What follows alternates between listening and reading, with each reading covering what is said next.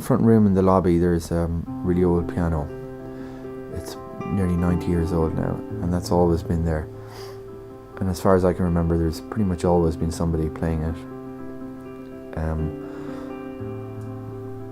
So as a kid I took lessons for a couple of grades, but then left it for like most of my teens, and one day just came back to it. I didn't really like it, studying grades and learning things off, so after leaving it for a few years I came back to it in my teens, my late teens, and started playing little tunes, little melodies, and they evolved into pieces. And I'd never heard of minimalism, but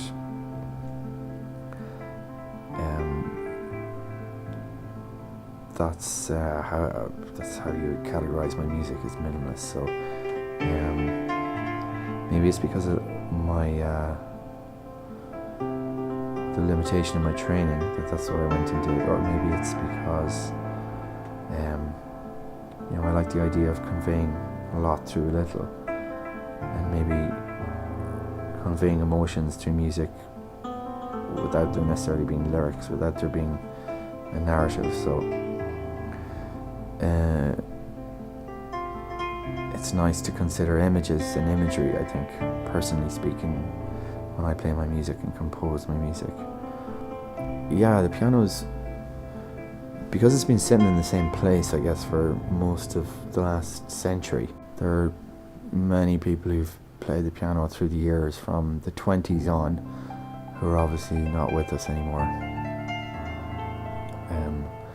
So it's like the piano is this permanent fixture in the lobby, and everybody passes through. Every life is, transient, but the piano is always there. It's in a nice position there as well. The acoustics of the room are nice, and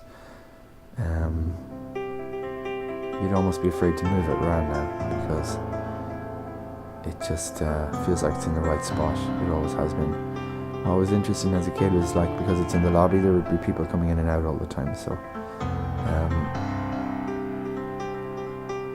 looking back on it, it was probably a good way of getting used to playing in front of people, because you had a choice when you sat down to play the piano whether you were going to stop when somebody came in or whether you were going to keep going. So eventually I think you kind of decide you're just going to keep going and ignore whoever's coming in or out. So